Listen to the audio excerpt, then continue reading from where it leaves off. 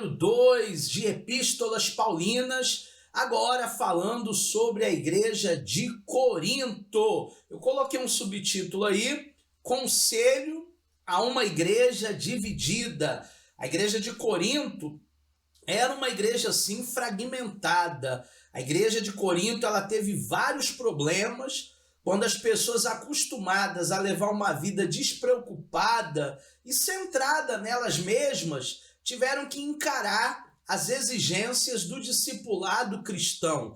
Porque o discipulado, a vida cristã, nada mais é do que a renúncia. A gente vai ter que abrir mão de algumas coisas, alguns prazeres da carne, alguns pecados de estimação, para viver verdadeiramente aquilo que Deus ele tem para nós.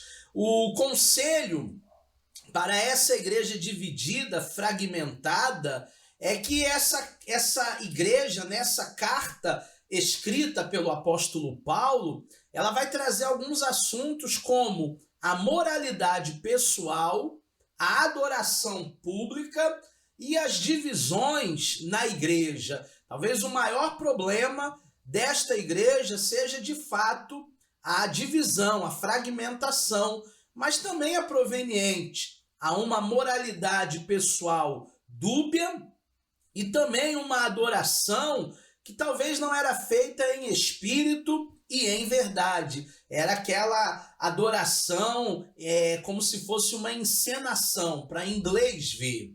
Falando um pouco da autoria e da data da primeira epístola aos Coríntios, ela foi escrita pelo apóstolo Paulo, por isso que ela está aí no bojo das epístolas paulinas, enquanto Paulo trabalhava na cidade de Éfeso como fazedor de tendas, por volta aí do ano de 55 depois de Cristo, é o que temos no capítulo 16, no versículo 8 da própria carta de 1 aos Coríntios. Levantando um pouco do histórico, Corinto era uma cidade cosmopolita, situada no sul da Grécia. Era uma cidade conhecida por uma moralidade permissiva por seus habitantes e visitantes, ou seja, era uma cidade portuária. E nós sabemos que toda cidade portuária é uma cidade onde existe muita prostituição,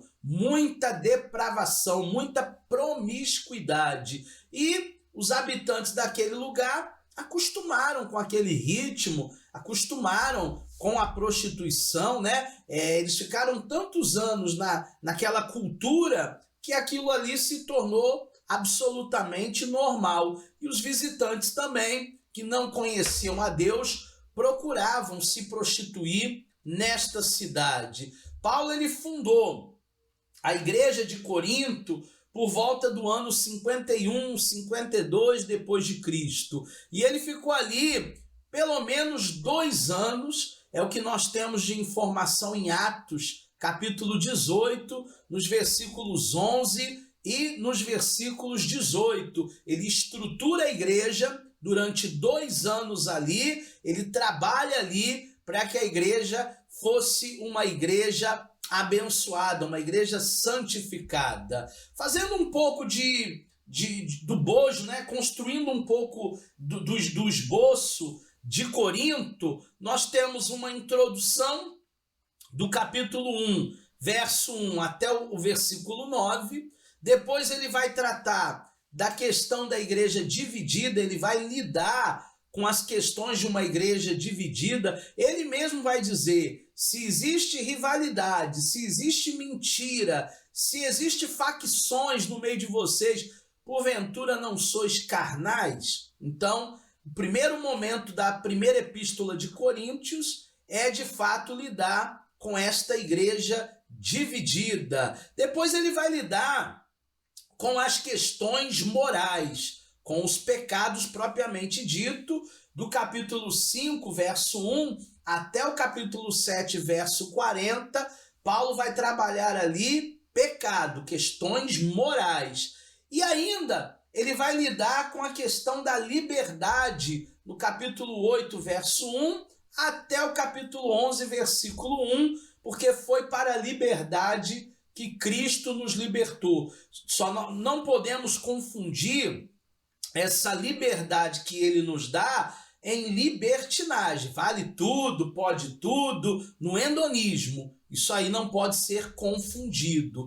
Nós também temos Paulo falando nesse esboço sobre a ordem na adoração pública. Eles precisavam lidar com essa ordem na adoração. Então nós temos aí o capítulo 11, a partir do versículo 2, e o capítulo 14, a partir do verso 4, o capítulo 11, a partir do versículo 2 até o capítulo 14, verso 40, lidando com questões aí da verdadeira adoração. Também, a partir do capítulo 15, do 1 ao 58, ele vai lidar com as questões da ressurreição de Cristo. O Cristo ressurreto, o Cristo ressuscitado. O capítulo 15 de Corinto é uma base, para a escatologia e para a ressurreição dos mortos. E no capítulo 16, do 1 ao 24, nós vamos ter as declarações finais do apóstolo Paulo para essa igreja nesta epístola. Existem alguns temas essenciais que eu separei para a gente refletir nessa aula de 1 aos Coríntios. O primeiro tema, sem dúvida, é a unidade da igreja. E nós podemos contextualizar para os dias de hoje. Você que faz parte de alguma denominação, você que faz parte de alguma igreja, a sua igreja é uma igreja unida? As pessoas que estão ali, elas trabalham pelo mesmo propósito? Ou são várias pessoas, vários departamentos, cada um levantando a sua bandeira? Isso é prejudicial, isso não é bom para a unidade da igreja. Em segundo lugar, ele vai trabalhar a moralidade pessoal, porque o meu corpo é templo do Espírito Santo. Então eu devo, na realidade, conservar o meu corpo e não permitir que o templo do Espírito Santo, de uma maneira aí, pejorativa, seja, muitas vezes contaminado. Nós temos também liberdade e responsabilidade, que são dois extremos, Nós podemos ser livres, mas nós temos a nossa responsabilidade. Nós temos a nossa responsabilidade, mas somos livres. Então é algo que nós precisamos pesar na balança para que haja um equilíbrio. Ele fala ainda da adoração coletiva, porque uma coisa é você e Deus no seu devocional diário. Uma outra coisa é uma adoração no ajuntamento, uma adoração coletiva. E um último tema que ele trabalha no capítulo 15 é a esperança da ressurreição. Um dia todos nós não estaremos mais aqui, ele vai vir nos buscar e a igreja ressuscitará com ele. Relevância para os dias de hoje. Qual é a relevância da primeira epístola aos Coríntios para o dia de hoje? Letra A. Não cause divisão na sua igreja por causa de assuntos secundários. Tem tanta bobeirinha, tem tanta raposinha querendo fazer com que a nossa igreja fique fragmentada, fique dividida, reino contra reino, irmão contra irmão. Isso não pode ser permitido no nosso arraial. Não cause divisão na sua igreja, não fale de ninguém. Letra B. Existem limites na conduta sexual.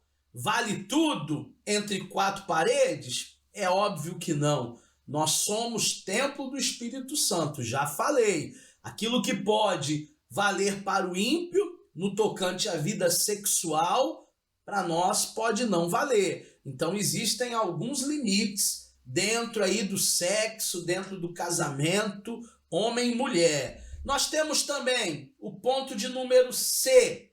Ponha o interesse dos outros em primeiro lugar. Isso significa que eu não posso ser egoísta. Isso significa que eu não posso olhar apenas para mim. Isso significa que eu não posso ser egocêntrico. Existe alguém que precisa de mim também. E o último tópico é o D.